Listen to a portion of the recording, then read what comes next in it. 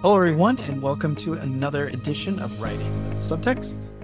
Today, I'm going to show how you actually get started, because most people write in and they're super confused, like, what do I actually do to get started here? It's really important to understand that you're working towards getting a story form.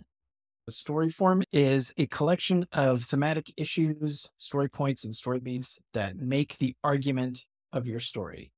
So I have a lot of story forms in Subtxt already, over 550 unique story forms, all different kinds of genres. For instance, this is the story form for the HBO miniseries Mildred Pierce. You could just build a story from this, and it will take the story form of the entire season, 6 episodes, I believe it was, and then build the story for you, and then you can start to build on top of that. We're not going to do that right now. What we're going to do is I'm just going to drop into Muse, and I'm just going to say, I want to write a supernatural Western where the sheriff is a ghost. Super original idea.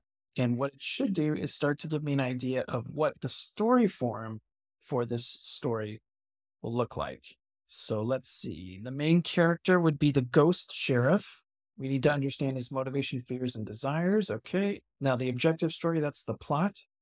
This is the larger conflict happening in town, perhaps a threat that the ghost sheriff needs to address. Obstacle character. This character challenges and influences the main character. They could be a skeptic who doesn't believe in the ghost sheriff, or a villain who can control spirits. That's not too bad. An obstacle character can possibly be the antagonist. And when you put the obstacle character and the antagonist together, you get a villain. So I actually like that idea. And then the relationship story. Who does the ghost sheriff have a significant relationship with? So let's make the obstacle character also antagonist of the story and someone who can control spirits. But for the objective story, make it something a little more psychological in nature, like a psychological thriller. All I'm doing is I'm building up on the story idea I have to eventually get to the story form. So let's see. And hopefully I can do this in about 10 minutes. All right, the town is gripped by a wave of fear and paranoia as unexplainable events start happening. People are seeing their worst fears come to life, causing chaos and mistrust. The ghost sheriff must uncover the truth behind these events. All right, that's cool. Obstacle character is now the antagonist. They challenge the ghost sheriff by not only controlling spirits, but also by sowing seeds of doubt about the sheriff's intentions. Perfect. Now, this is interesting. The ghost sheriff, despite being doubting and feared, is determined to protect the town. That's actually the protagonist. That's not really main character baggage. The ghost sheriff has a complex relationship with a living person in the town. I actually love that. Let's make person the sheriff has a relationship with someone he was or is currently romantically involved with.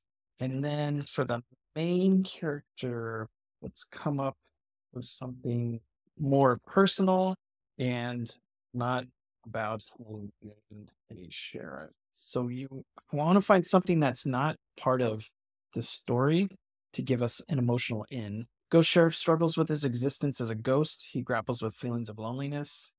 All right, that's a little bit better. The ghost sheriff was in love with a woman when he was alive. Now as a ghost, he watches over her, providing comfort, protection in subtle ways.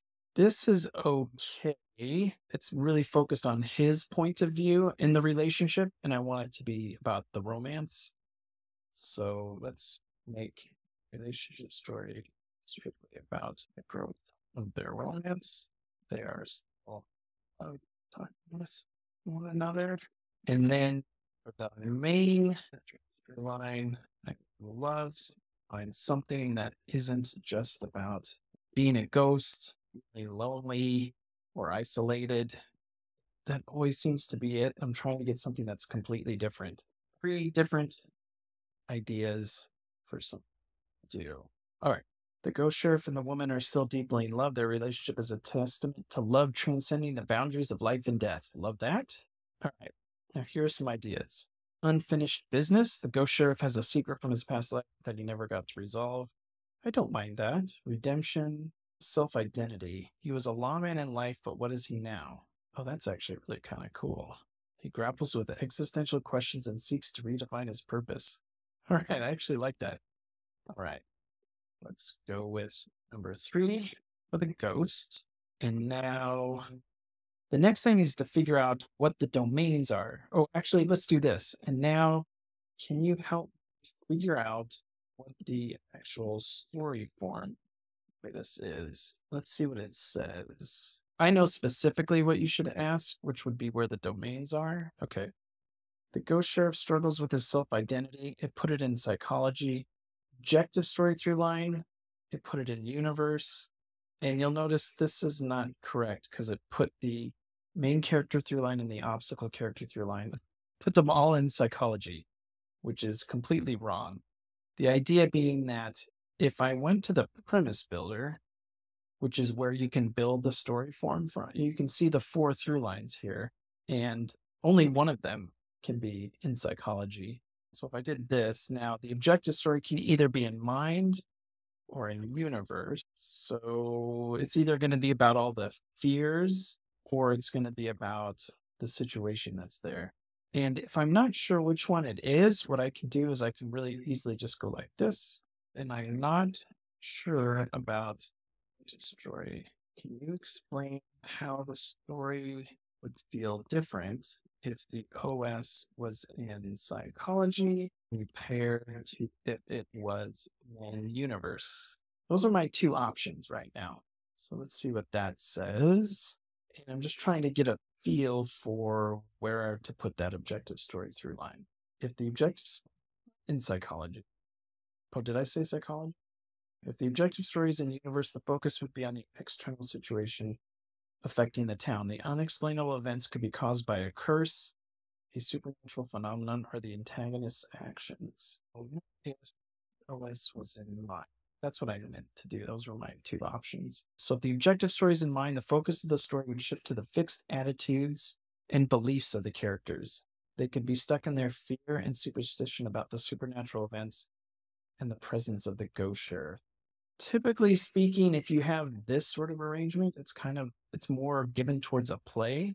So maybe, and then with the main character in psychology, this is going to be a really heavy sort of situation here. Does it align with my vision? It might. What are some stories where the main character is in psychology and the objective story is mind? And the objective story is in mind. Okay, so there is a fantastic movie called The Separation, which is a foreign film from Iran that if you haven't seen, you should definitely go see. Amadeus, and you see Amadeus is a play, The Crucible play. In Bruges is not so much a play. It's about 2 hitmen, but it is about those emotions between the 2 of them. When Marnie was there, that's a Japanese animation. It's about family, friendship, and belonging. And then 45 years as the main character struggles with insecurities and doubts. I mean, just for fun, I guess we could keep this. All right. So then if we did that, I will keep it in mind. And then the next idea is to figure out what is the goal of the story. So I have 4 choices here: memory, preconscious, subconscious, and yes. Let's put OS in mind. Based on what you know about my story, what would you say is the story goal? Memory, conscious, subconscious, or conscious? Now, there are 2 ways you can ask this question. One, you can just say, well, what do you think is the best based on what you know? And so Muse will go through what you've been talking about and try and figure out what is the best goal. Because what we're doing is we're story forming, trying to figure out where the story is. It thinks the best is conscious, which is not what I would have picked. The townsfolk are gripped by fear and superstition. The antagonist is exploiting these fears. This suggests a goal of altering the conscious consideration of the townsfolk, leading them to reevaluate beliefs and attitudes towards the supernatural events. That to me reads a little boring. This is just one interpretation. If you feel that the story goal should be in a different realm, like memory, preconscious, we can certainly explore those areas. What do you think, Jim? What would it look like if it was in memory? And then the other way to do it would be show me what the story goal would look like in each of these 4 different types of story goal, and then it will help figure that out. The objective of the story would revolve around the characters' recollections and their subjective interpretations of past events. This could mean that the supernatural events in the town are somehow tied to the collective or individual memory of the townsfolk. I actually really like the ghost sheriff in this case would need to help the townsfolk uncover and face those memories. This could involve him revealing his own past or helping others remember. Okay, I love that. So let's do that. We will make this memory. The next one is whether or not it's an action-driven story or a decision-driven story. And since this is a psychological thriller, what would be better for the story driver? Action or decision? There's no real right answer.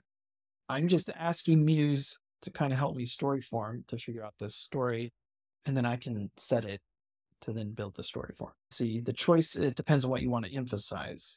Both can work in a psychological thriller, but they will give your story a slightly different focus. If you choose action, the major events in your story will be driven by actions. So a supernatural event could occur, which forces them to respond, or it could be decide to confront their fears, which leads to a supernatural event. I mean, that's not a great decision story driver. I'm just going to keep it, let's make it action. And so we'll just keep it, because I'm pretty sure the conventional thing for genres is action driven. And then now we have to decide which of these pairs, what's going to be the core argument between the main character and the obstacle character. The pivotal elements. All right. So it's giving me some ideas about an action-driven story. What would you like to focus on next? Let's look at pivotal elements. Out of those in the profound family, which pair best describes the argument between the sheriff and the villain ghost? Right? Wasn't that a ghost that it had come up with? Let's see. Oh, perfect. Based on the profound family of elements, we have 4 pairs. There's 8, but let's see, 4. Ability versus desire, knowledge versus thought, chaos versus order, and equity versus inequity. And what this means is the main character is going to take one side, and the obstacle character will take the other side. It's like 2 sides of the same coin. There's 8 here. For some reason, Muse is only showing these 4. Totally fine. Equity versus inequity. So the sheriff could be equity, like looking for justice or fairness, where the villain ghost could represent inequity, causing imbalance and unfairness. That's okay. The dynamic could create a compelling argument. I actually looked at what if we chose chaos versus order instead? How would that play out? So we're really refining the argument in the story. The you and I are both alike. I'm nothing like you. This is the center of that argument, where that's coming from. And right now, Muse is going to explain to me, well, if we shifted it to chaos and order, how would the argument shift? So here it made the sheriff order, which is probably makes the most sense. And then the villain would be chaos, thrives on disorder and unpredictability. All right, I really like that. Does this resonate with your vision of the story? Yes, perfect. So then what I would do is then, because the main character is coming from the order, I would just select main character order. It will automatically choose the obstacle character will be given chaos. So you'll see the main character's position is order. The obstacle character's position is chaos. And then I'm just skipping ahead to answer these questions. For the purposes of this video, I'm just going to keep it set to achieving a goal, the problem, and we're going to solve it. What is the argument? Also for this, I'm going to have the sheriff abandon his old way of doing things. Does that make sense? Let me see. When it comes to main character resolve, what sounds like, or what would be the best choice? The best choice for my sheriff. Now, there is no really, again, no right answer for this at this moment, because I haven't decided whether or not he's going to give up order and engage in chaos, or he's going to double down on order, and that's going to be the key thing. It should tell me that, it's one or the other. So if the sheriff resolve is change, he would fundamentally alter his approach. He might start the story believing he can maintain order, but by the end, he must realize that he needs to let go and move on, allowing the townsfolk to find their way. He's going to give up on him? I don't know if that's right. If the sheriff's resolve is steadfast, he would hold on to his core beliefs despite the challenges. He might start the story determined to protect the town, and despite all the chaos, he remains unwavering. I would prefer if he somehow came to embrace chaos. So he would end up switching over to the other side. So abandoning the order and then moving into the chaos would be his thing. So then that would be changing here. And I want him to abandon order and then move into chaos, right? So let's see what that looks like. Starting as a figure of order, the sheriff initially tries to maintain control. He realizes that trying to control everything is impossible. And then he embraces chaos. That sounds like a great character arc. It's very interesting to me. Somebody who's like totally justice driven and then just goes into complete chaos. And now the answer is, when he does that, does that result in triumph? Is it an all-out tragedy? Is it something that's more bleak? Was it virtuous for him to do that? That I'm not sure. My inclination would be bleak, maybe tragedy. I don't know if necessarily the chaos would be a good thing. And I can always try it out. So not sure I want this to end with success bad. That's what a bleak story is, right? Success bad, or tragedy, or failure bad. So either he's going to save the town, that would be the success, but he's miserable about it, or it's an all-out tragedy, everything is a failure, and then he feels completely bad about it. So let's see. Failure bad might be quite interesting. So both options indicate that the sheriff fails to resolve his personal problems, which I'm good with that. So with the success bad, the combination suggests that while the overall goal of the story is achieved, the sheriff fails to resolve his personal problems. He would succeed in defeating the villain ghost, but he fails to come to terms with his own death and remains trapped in his ghostly existence. I actually really like this. And in the failure, he might fail to defeat the villain ghost, leading to continued chaos in the town, and he remains unable to accept his death. I mean, I would say 1. Let's go with number 1. These videos are only supposed to be 10 minutes. Already it's 22. Just go ahead and make this bleak. The obstacle character's arc will remain steadfast. And let's see where it goes from here. It'll probably just repeat what it is that I had set up before. It can create a sense of irony, right? Personal tragedy. What would I like to focus on next? I think that's actually everything. So then over here, this will be the argument of the story. So what's happening is the argument of your story, the basic part of the story form, is 1 part character, 1 part plot, based on all these other choices that I've made to create this story form. And so the main character is going to be giving up, organizing, finding structure. I'm not really quite sure what I like about this, but it'll take these 2, and then this would be the argument of the story. By letting go of the need to organize and structure, so you can see a sheriff who's like driven towards that, one can reclaim their memories even if they seem distant or lost. So this argument suggests that by letting go of the need to organize and structure our memories, we can reclaim them. I mean, that's okay. I would probably come in here and say, when it comes to the premise, what am I trying to say about enough order when it comes to the sheriff? You know, what sort of memories are they reclaimed? I'm not even sure what that looks like, because I'm not coming from a place where there's something I want to say personally. It's not an argument that I feel emotionally attached to because I'm just trying to make a video. I'm not sure what the answer is to this, because it could be any different variations of order and any different variations of memory.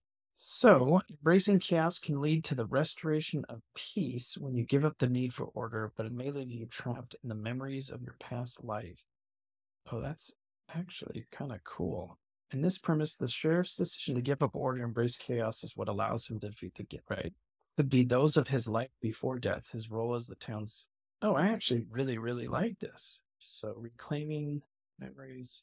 There's all different versions of memory, but let's say reclaiming one's memories of one's life. It's a lot of ones. And so I just reached out to Subtxt to Muse to see like, is that a good version of memory? And it said, yes, it's an excellent example of memory. I will take it. And then the organizing something to give up order, focus more on order. What is it about the structure / order that she is giving up? How can I make that meaningful? So that's the whole point of doing this, is to write a story that actually means something, that you're trying to communicate to your audience, not just generic push button AI storytelling. Oh, well, these 5 beats have to be in every story. Actually trying to make something meaningful here in collaboration with the artificial intelligence. All right. Might initially believe in the importance of rules, structure, and predictability. I like something about the predictable nature of it in structure. So let's make this predictability. Vested predictable structure, which is very ironic given this is a video about using structure. Story structure is really just order as opposed to the chaos of writing. So you have the balance of both. So I'm actually I like that. So see, now I'm starting to get emotionally attached to it because I have some emotional connection to being invested in predictable structure.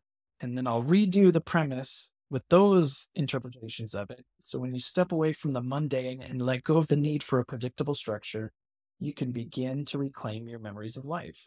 That's a really interesting step. It suggests that when we take a break from our everyday routines and let go of our need for structure and predictability, we can start to remember those moments in life that we may have forgotten. And maybe that is something very important for the sheriff, or that he can't let go of it, which is something that was in here. Oh, trapped in the memories of your past life. So this doesn't have to be 100% correct. You can always adjust it when it's story formed and put into story. Hey, give me 10 different titles for this, and then it'll come up with 10 different titles that I can use. Oh, it says at the top, Go Sheriff, which is not really too imaginative. Let's see. Chaos in the Afterlife, Order of the Undead, the Sheriff of Shadows. Just for right now, I'll do, all right, Sheriff of Shadows, Sheriff of Shadows. And then I would build the story and it would create. Now, currently, Subtxt isn't going to bring all this information that you have in here. You have this forever. You can be able to go over it, but it's not currently going to then populate your story with all this stuff. It's just going to build the right story form for it. And then you have to start working on it on your own. We're eventually working up to that point. So then when you're finished, then you just click build this story, and then it will go out and start to build it. Now, if this is a story form that's already been built over the last 3 years, it should be instantaneous. It's currently building the story for me. It'll take about 5 to 10 minutes to build it. I'll get an email and then I can start to populate it. So hopefully that gave you an idea of how you can use Subtxt Muse to begin to story form your story. And if you have any questions, just leave them down below. Otherwise, I will talk to you next time.